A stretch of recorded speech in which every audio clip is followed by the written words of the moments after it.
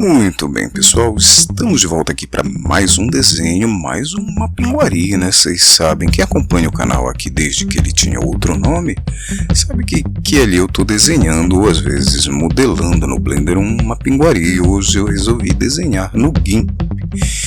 E eu comecei a desenhar aqui com uma brush azul, que é para diferenciar, porque eu vou finalizar e a ideia desde o início era fazer uma coisa bem detalhada.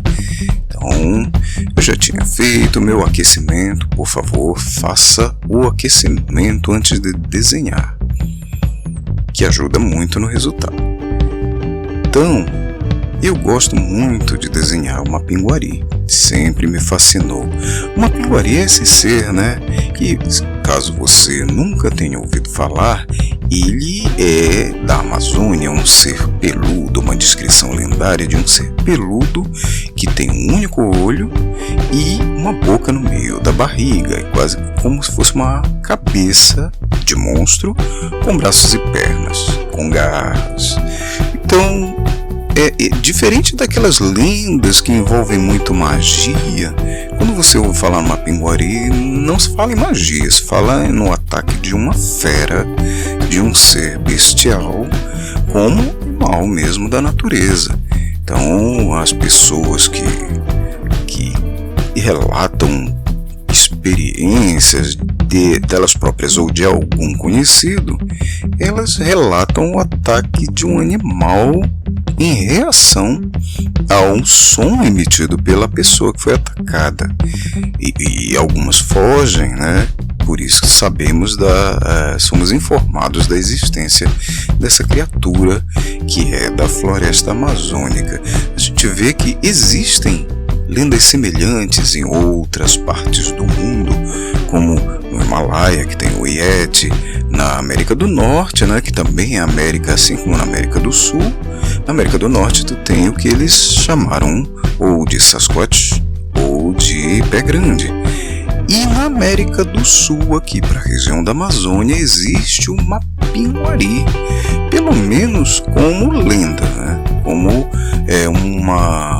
um conhecimento que os povos originários da América do Sul eles legaram para os povos que os sucederam. E é esse monstro que não temos uma comprovação científica e que desperta o interesse e a curiosidade, né?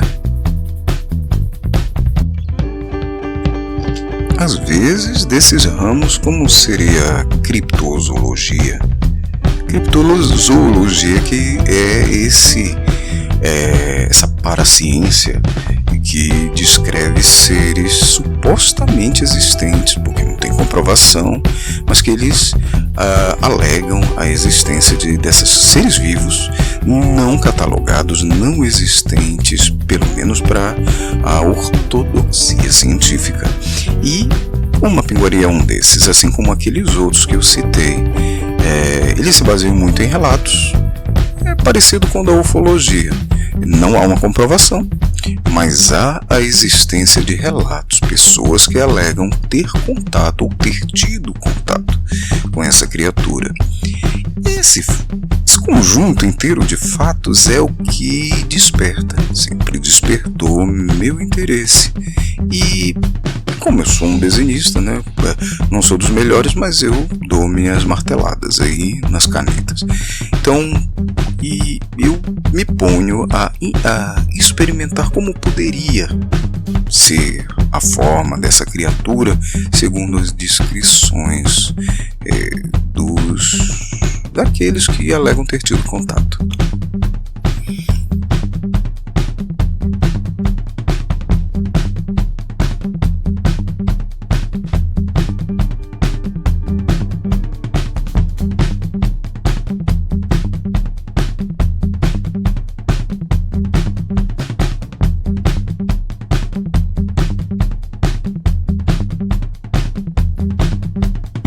Para mim é absolutamente fascinante, né? A forma como eles apresentam. Eu fico imaginando como seria você na floresta dar de cara com uma criatura dessas. Então me pus a desenhar aqui com o GIMP e a ferramenta bico de pena, que é a minha preferida, né?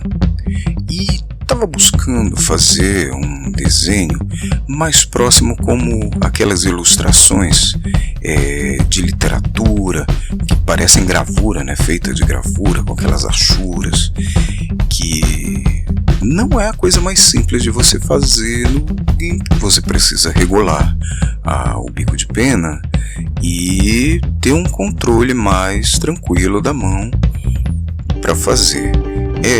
A execução desse desenho levou umas boas 3 horas, e aí eu resumi isso num time-lapse aqui, que deu poucos minutos. Você vê, né? A gente, para chegar em algum resultado, a gente acaba tendo um dispêndio de muitas horas, e isso é o normal.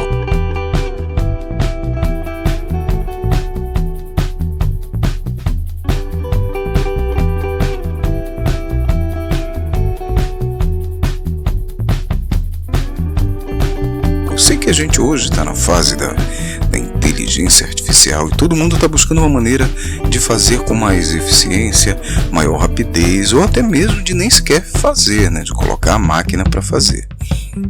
Eu confesso para vocês que eu ainda não consegui entrar nessa era, não porque eu não consiga escrever um script, mas porque eu gosto da coisa do fazer manual, né? E ainda há um programa de computador como esse que oferece essa oportunidade.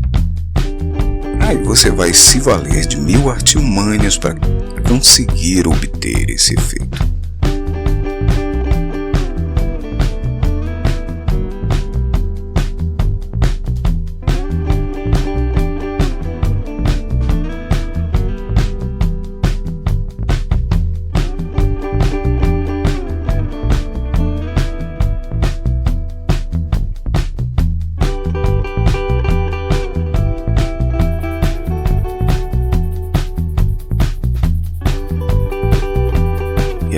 Usando das achuras, com cuidado de cercar elas com seleções para elas não passarem do ponto. Também trabalhando em camadas separadas para não inutilizar às vezes uma camada que eu já estou satisfeito com ela e tal, e não quero colocar, não quero arriscar perdê-la, então trabalho com uma outra camada.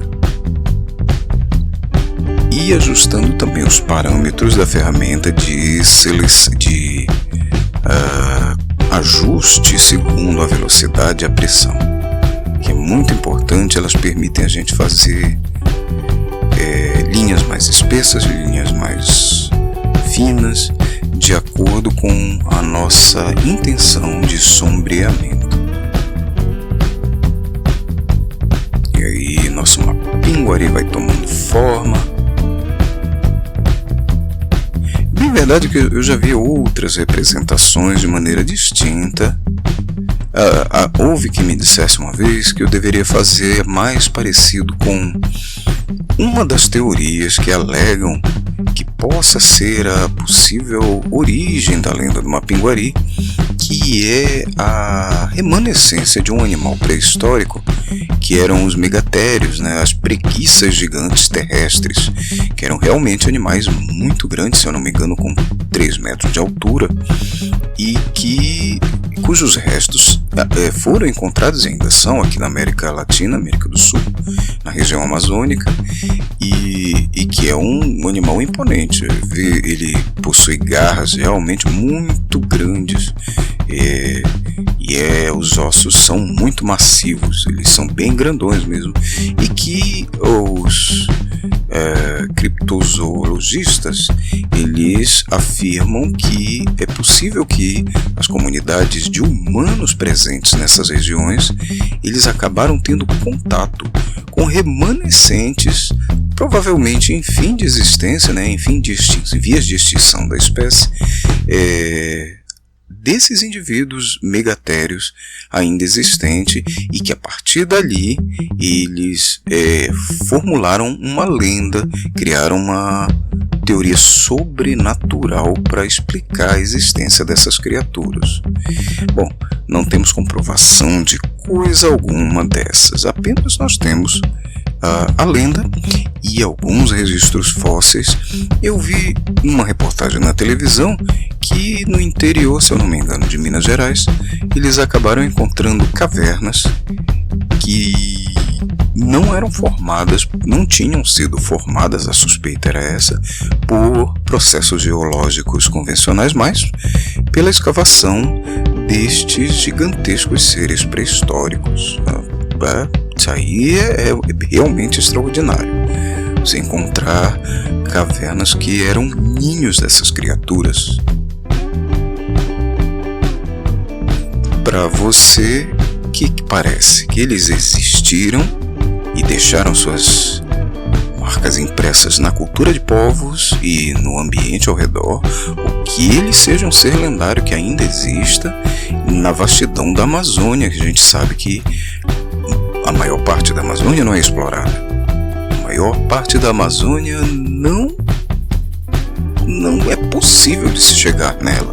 E que realmente existem seres vivos, organismos com os quais o ser humano não teve contato, alguns deles causadores até de doenças, e que vivem no interior da Amazônia. Que só vivem, são endêmicos de determinadas regiões. O que você acha?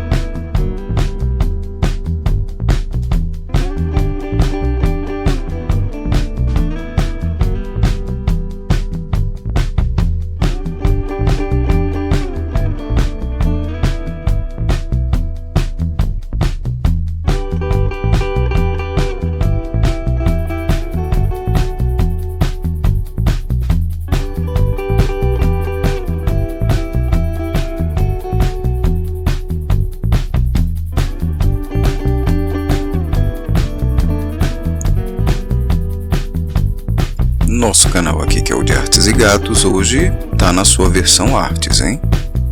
Para quem caiu de paraquedas, esse canal às vezes traz desenhos de gato e às vezes traz gatos e às vezes traz artes que não são de gatos, como no caso hoje. Que não é nem só de gatos, apesar de ter muitos e gostar muito deles, eu vivo. Também tem o meu lado artista, não sei se a palavra cabe exatamente, mas